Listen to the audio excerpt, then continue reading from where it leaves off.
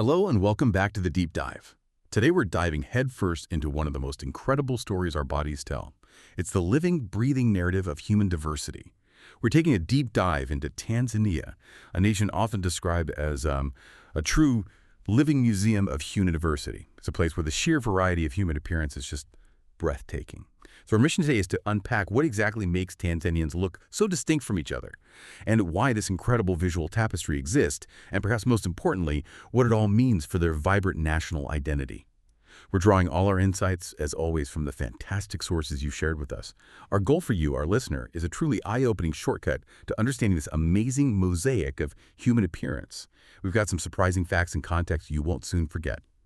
Okay, let's unpack this fascinating topic. What's truly striking here is just how profoundly human history and monumental migrations are etched into the very faces of a single nation. This isn't about superficial differences, Yeah. not at all. It's about centuries of profound adaptation to varied environments, intricate trade routes, and unique genetic lineages, all converging and flourishing in one remarkable corner of the world. What's fascinating here is, well, our deep dive today will vividly reveal how geography, a rich historical timeline, and even humanity's most ancient origins have sculpted the astonishingly diverse faces we encounter in Tanzania. That's a powerful way to put it, seeing history reflected in faces. But for someone like our listener who might not have had the chance to visit, what's the most striking visual difference they'd encounter right away? Like if they were to step into, say, the bustling streets of Dar es Salaam and then venture inland, what would immediately jump out? It's the sheer contrast, really. Just imagine this incredible journey. You step off the bustling coast where the Swahili's blended features tell tales of ancient trade, and then you venture inland. Our sources paint a truly vivid picture of this immediate visual impact. I could just picture it. You might see a tall, lean Maasai warrior, instantly recognizable, right? In his bright red shuka, with those striking, almost statuesque cheekbones, walking right past a Swahili merchant along the coast. And this merchant might have an olive-toned skin, maybe wavy hair, clearly reflecting those Arab and Persian influences from centuries of maritime trade. But it doesn't stop there, does it? Oh, absolutely not. If you travel further inland, maybe towards the base of Kilimanjaro, the landscape itself seems to sculpt the people. You'd find the shorter, stockier Chaga farmers, for instance. They often have darker skin and more robust builds, perfectly adapted for that mountain agriculture. And then further afield, you meet the Sukuma, Tanzania's largest ethnic group. Generally medium brown skin, builds shaped by generations of farming and fishing, and perhaps most uniquely, the Hadza hunter-gatherers. Their very features trace back to some of humanity's oldest lineages, giving us a glimpse into ancient East African genetics. It's immediately clear, just undeniable how varied people look, even within a short distance. It truly is. And if we connect this to the bigger picture, this remarkable diversity isn't accidental, not at all. It's the dynamic product of centuries of relentless migration, complex trade networks, and incredible adaptation to vastly different environments. Think about it. High-altitude mountains, tropical coasts, ancient islands, sprawling savannas. Each unique landscape has played a pivotal role in shaping distinct physical traits. These features aren't random. They are direct, physiological responses to specific geographical conditions and deep-seated historical narratives. You really do see it written on the faces of Tanzanians. It truly is incredible how our bodies are like living history books. Sure. So let's get into the specifics then. When we talk about these physical differences, what about eye color, skin tone, and hair? Indeed. The sources highlight some really intriguing details here. For instance, over 95% of Tanzanians have dark brown eyes, which is pretty typical for equatorial regions globally, right? It's an evolutionary adaptation offering protection against intense UV radiation. Right. But there are those rare, fascinating variations, hazel and amber eyes, found in less than 3% of the population. And our sources suggest these are sometimes more noticeable in coastal Swahili families, clearly hinting at that Arabian ancestry and the blending over time. Yeah, and this brings us to a really crucial point, one that stands out significantly in the demographic picture of Tanzania, albinism. It's a genetic condition, as you know, where there's a significant lack of pigment in the skin, hair, and eyes. And it's strikingly more common in Tanzania than the global average. Much more. Health studies, reliable ones, show about 1 in every 1,400 births results in albinism. That's one of the highest rates worldwide. This means thousands of Tanzanians have very light skin, often blonde or reddish hair, and blue or gray eyes, making them highly visible within their communities. And this prevalence, unfortunately, also sparks really crucial societal discussions about inclusion and Tragically about superstition, too. Precisely. And moving on to skin tone, it displays just an incredible gradient across the regions. Think about the Nilotic groups, like the Maasai and the Toga. They're predominantly in the open, sun-drenched savannas. Their skin tones often lean towards dark ebony, a profound adaptation to that intense UV exposure. Makes complete sense, evolutionarily speaking. In contrast, Bantu groups like the Sukuma and Chaga tend to display medium to dark brown shades, reflecting their widespread distribution across central and western Tanzania.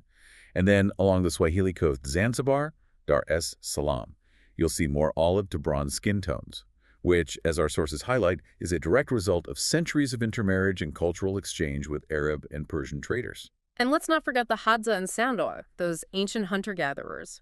They often display bronze to medium brown tones, sometimes with unique pigmentation patterns linked to their very old genetics. There was actually a 2018 dermatological study conducted by researchers from the University of Dar es Salaam.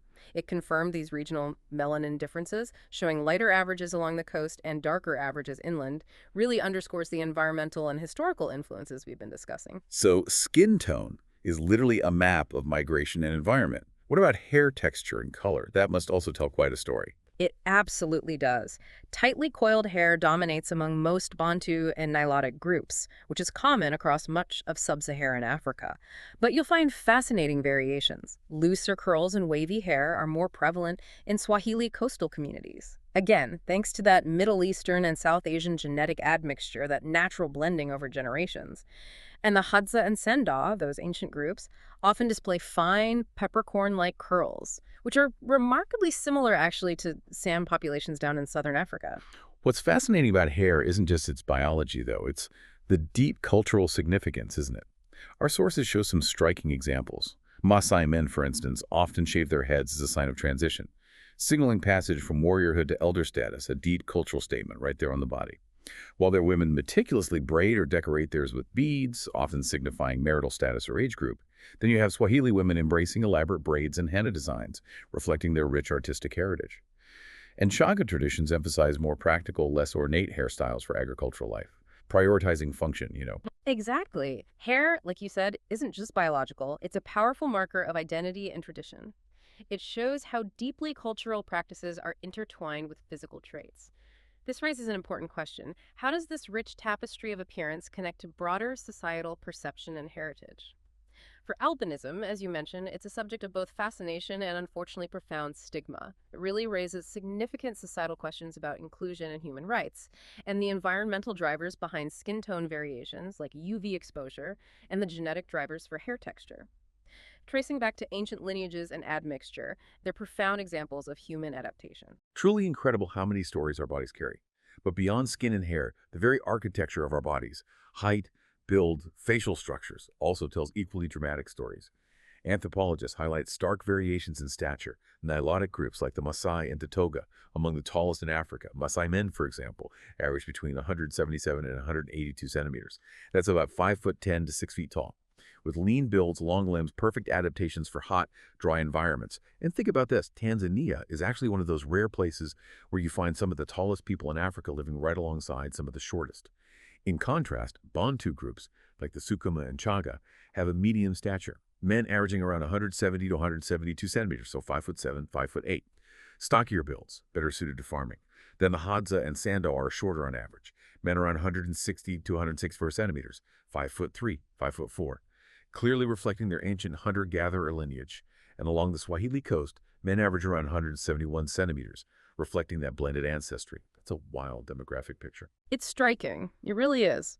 How deeply our shared human history has literally molded our physical forms. These variations, as our sources delve into, often spark fascinating public discussions, sometimes even, well, controversy. Like how outsiders sometimes mistakenly assume all Tanzanians look Maasai, right? When in reality, the Maasai make up less than 5% of the population.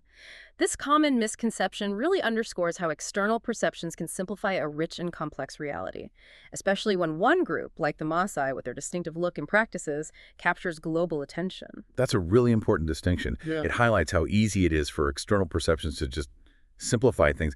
Do our sources get into how that particular stereotype impacts national identity? or cultural representation within Tanzania itself? Does it, like, affect how other groups perceive their own identity or how they're seen externally? Indeed, the sources do suggest it can.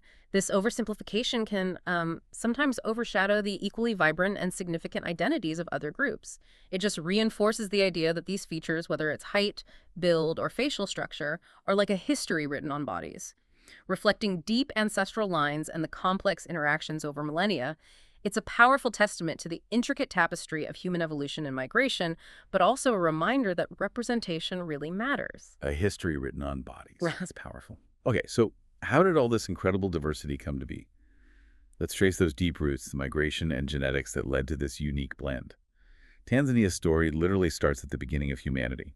Fossils from Olduvai Gorge at the famous archaeological site in the north, they show hominins lived there over 2 million years ago. Tanzania as a cradle of humanity, basically. This isn't just ancient history. It means the earliest human movements and adaptations literally began right on this land. Exactly. Tanzania is uniquely situated, one of the original stages for human evolution and early human dispersal. It's a profound starting point for understanding all the subsequent layers of migration. Then came the major migrations that layered more complexity onto this ancient foundation. Between 1,000 and 2,000 years ago, you had Nilotic migrations introducing tall, lean pastoralist populations. Ancestry tracing back to the Nile Valley, bringing groups like the Maasai and Datoga into the region. Shortly after the Bantu expansion, this massive migration of farming and ironworking communities spread across central and southern Tanzania, forming the basis of groups like the Sukuma and Chaga, profoundly altering the demographic and cultural landscape. And the story keeps going beyond just continental movements. Fast forward to the 9th to 15th centuries, Arab and Persian traders arrived by sea, setting up bustling trade routes, creating that vibrant Swahili culture along the coast and islands like Zanzibar. This period left a significant genetic imprint, blending African and Middle Eastern lineages, which we clearly see in the physical features of coastal communities today. Right. And while the European colonial period did introduce some minor European admixture, the genetic contribution from different groups, it was far less influential, certainly compared to those deep African and Middle Eastern roots in shaping the overall physical diversity. Genetic studies actually estimate modern Tanzanians are predominantly African, maybe 80–90% Bantu and Nilotic ancestry, but also crucially 10–15% Arabian Persian ancestry in coastal populations. And incredibly, traces of ancient hunter-gatherer lineages among the Hadza and Sanda, linking them directly to those earliest inhabitants. So if we connect this to the bigger picture, Yeah. what we see is that Tanzania isn't just a country. It's a truly unique crossroads where ancient hunter-gatherer lineages, significant Nilotic migrations, the sweeping Bantu expansion, and vibrant Arabian trade all converged. They intermingled over millennia. This perfectly explains the why of the extraordinary diversity you've been describing. It's a living intersection of Africa's deepest roots and its global connections, really embodying the story of humanity's movements and adaptations across the continent and beyond. It truly brings home the idea that every face tells a story of this incredible journey of human history, doesn't it? Now let's talk about how appearance intertwines with identity in Tanzania. It touches on both immense pride and, well, certain complexities. There's so much pride here. Maasai communities, for example, celebrate their warrior physique and distinctive hairstyles, central to their cultural identity. Swahili families emphasize their cosmopolitan heritage, proudly linking Africa to Arabia through traditions and appearances. And it extends to other groups too, definitely. Bantu groups like the Sukuma and Chaga highlight their agricultural resilience. Their appearance often reflects a sturdy connection to the land. Meanwhile, the Hadza cherish their ancient features, seeing them as part of humanity's shared origin, a direct link to the earliest human life on the planet. But, as with any rich tapestry, there are also challenges and complexities. We mentioned the issue of albinism earlier, and it's vital to remember Tanzania has one of the highest rates globally. People with albinism often face not just discrimination, but tragically, violence due to harmful superstitions. Their high visibility in communities sparks ongoing national debates about inclusion, human rights, and how to combat these dangerous beliefs. It's a profound societal challenge. It absolutely is. And beyond that, our sources also reveal the lingering effects of colonial-era stereotypes. These stereotypes sometimes privilege lighter skin tones or certain exotic features, creating subtle but persistent pressures on beauty standards and perceptions of attractiveness. It's interesting that colonial-era stereotypes sometimes privilege lighter skin. How do our sources suggest this plays out today, even subtly, in beauty standards or media representation? Are those influences still felt? Well, the sources indicate they are indeed still felt, yes, albeit subtly. While national identity has largely moved beyond these, the legacy of those colonial preferences can still manifest. Maybe in popular culture, advertising, or even personal aspirations about appearance. It highlights the long shadow history casts even after independence. And that earlier point about the Maasai look dominating global images or the Swahili coast being seen as the true face of the nation, that's part of this complexity. Our sources clearly argue this oversimplifies the incredible reality. It can inadvertently diminish the rich diversity within the nation itself. Despite these historical divisions and complexities, it's truly heartening to hear that a 2021 survey conducted by Tanzanian social researchers found over 80% of Tanzanians view their ethnic and physical variation as central to their national identity. That's a powerful statement. Unity through diversity. So what does this all mean for the nation? It means identity isn't singular. It's a dynamic, evolving mosaic. The nation's true identity lies in its incredible blend of appearances, not just one single look. This widespread embrace of diversity, recognizing that profound strength comes from variety. It's a powerful statement about national unity, about how differing backgrounds can collectively form a resilient, vibrant, and deeply authentic national character. What an incredible journey we've been on today. We've explored how the blending of ancient ancestry, centuries of migrations, diverse environments, and deep history has created this incredible visual diversity of Tanzania's people. From the towering Maasai to the olive-skinned Swahili, from the robust Chaga farmers to the ancient Hadza hunter-gatherers. Tanzania's faces truly embody a microcosm of human history. It's a testament, really, to the fact that our physical forms are not just biology. They are living narratives of our past. This really brings home an important question for you, our listener, to consider.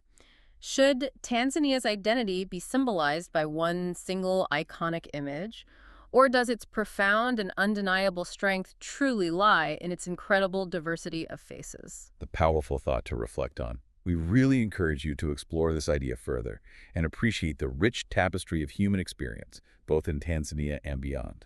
Thank you so much for joining us on this deep dive and for providing the fascinating sources that made it possible. We look forward to our next exploration with you.